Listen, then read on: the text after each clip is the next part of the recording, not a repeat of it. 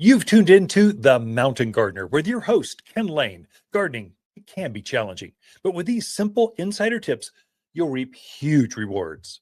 Now, let's tune into today's Mountain Gardener with Ken and Lisa.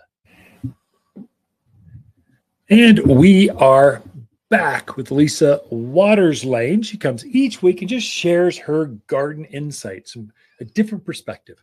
I love gardening in that if you get 10 gardeners in a room, you ask them a garden question, you get at least 12, 14, 16 garden answers. It's like there's way more than just one way or favorite or companions to go with. So definitely. It's good to have Lisa in the studio. Lisa, welcome. Thank you. It's good to be back.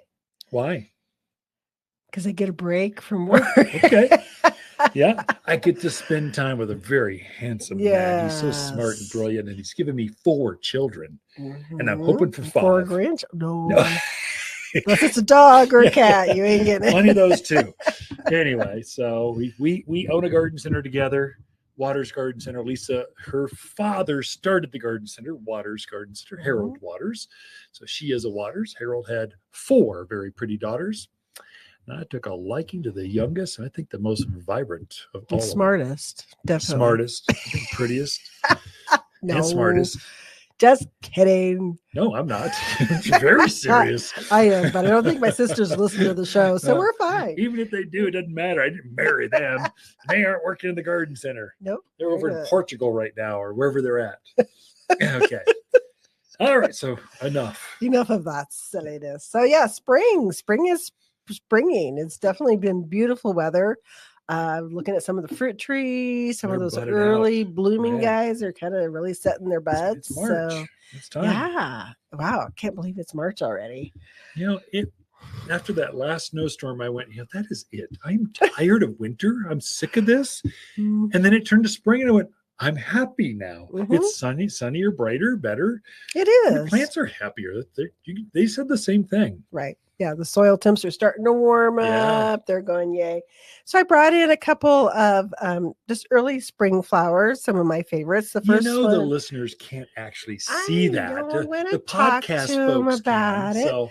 So this is the Champagne Bubbles Poppy. So the thing I love about this poppy is the flowers are probably 5 inches across. Picture. Oh my gosh, it's crazy. And most of them are mixed, so you're going to get pinks and yellows and oranges and whites in the same plant, and it screams spring. It really does. And it's just a really bright addition. Great in a container by a front door. Just screaming hello, likes the full sun on it, especially this time of year.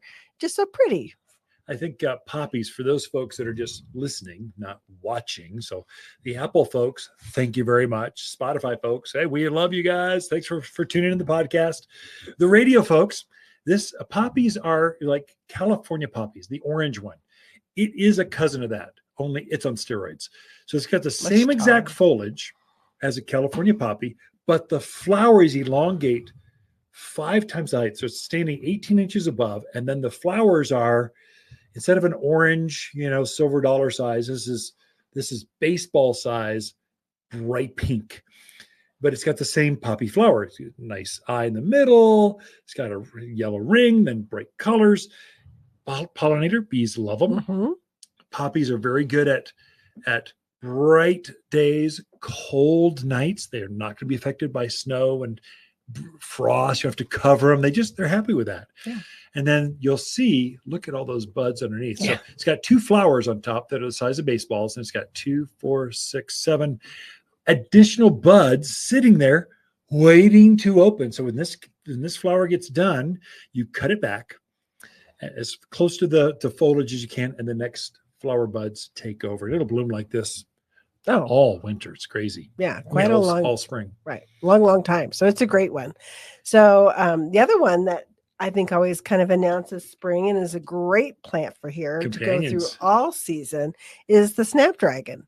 It's a nice statement plant because they get tall. So they're usually 12 to 18 inches tall. They come in an assortment of colors from magenta, pink, yellow, white.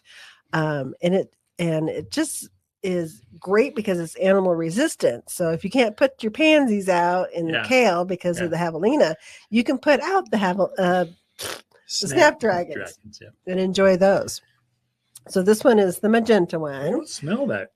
They don't smell. They're just they don't really smell. Yeah. But maybe that's why the critters leave them alone. I don't know. Could be. I think it's because the sap is real milky and they don't like that. The sap, they taste bad to them. Okay. So they're pretty to look at, but bad to eat. So just something to think about if you've got the critters, but you still want some bright color out there. Snapdragons are perfect for that. I think every garden should have snapdragons, because snapdragons, we sell them as an annual flower. That is, they're going to live for a year, bloom, and then, but they think they're a perennial. They come back year after year. They seed. They spread throughout the yard. They're just happy, cheery. Spring and fall is when they really shine. Summer, they take a little break and they're just green. And in winter, they take a little break and they're just green with some spent flower heads. But they're good flower for here. They do drop. Now's the time. Yeah. Oh, definitely. Now's the time to be getting them in. So I just wanted to show those. These on camera. These are companion plants. They go together. Poppies and snapdragons, they go together. Definitely. So we also have some other plants coming in that are people always ask me for. Well, they're showing up this week. Gardenias. So we're getting the sweet tea gardenia, which is more the traditional one, has that double flower to it. It's a rebloomer, so it's going to bloom throughout the season.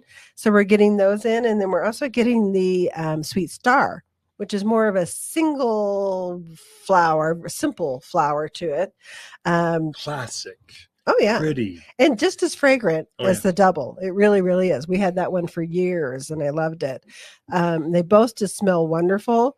And the star, the sweet star, actually puts on like a little berry more towards the end of the season. So you kind of get... You get a little more seasonality out of it with the flowers in the summer and the little orange berry in the fall. Folks are tricked. They don't think we can grow gardenias, especially you Southern folks. You think you're so special. I'm from Mississippi. I'm from Alabama. We only grow gardenias here. No, we can grow them up here too. The secret is you got to have a cold hardy variety, and those two are classic. They will take any amount of winter we have. Right. Evergreen. White flower, the flowers are a touch smaller than, let's say, the tropical variety, but more flowers, almost, I think, more fragrant because the amount of flowers, and the repeat bloomers. They bloom over and over throughout the season. Great in a container on your patios, your decks, where you're going to entertain and just sip a glass of wine while watching the sunset, sipping coffee in the morning, watching hummingbirds and your gardenias. That's where you want those. So great plant for here. In more of a shaded areas, you need some protection. They can take more sun than you think. It's an amazing amount of sun, but at midday, it just I find it'll take the sun, but it doesn't bloom as well. In a east or west facing, blooms like crazy. Yeah, definitely. Okay. So another plant that we're getting in is the first time we've had this one. I mean, it's a lilac. Not the first time we've had lilacs, but this one is called Virtual Violet. Ooh, sounds purpley. It does. Violet-y. So what makes this one a little different glows in the dark. How'd you know?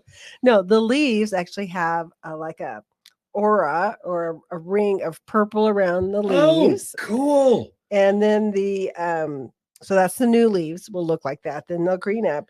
And they also have deep purple stems. Oh, neat. Wow. And then you have the purple or violet flower on there. So I'm really excited about that. I just to have something different in the leaf color, and I love that they're bringing something new out in that.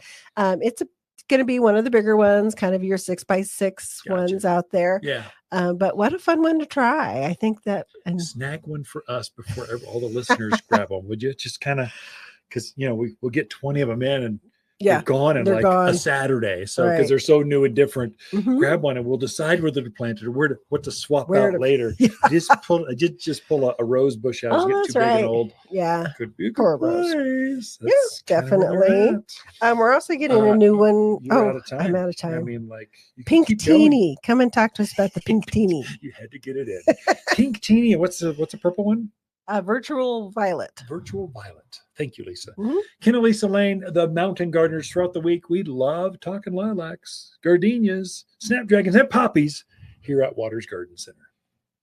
Cocktail trees turn any backyard into a veritable farmer's market.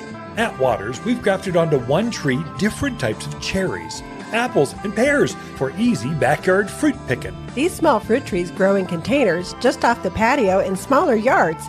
Anyone can grow a fruit cocktail tree. You'll find braided cocktail trees with multiple fruits beautifully braided into one tree. Fruit cocktail trees are ready to plant at Watters Garden Center in Prescott and wattersgardencenter.com. For a more fruitful garden, increase success in the landscape that just feels better, then tune in daily to the Mountain Gardener podcast. Subscribe through your favorite podcast streamer or visit wattersgardencenter.com.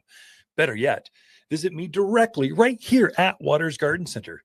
Thanks for tuning in.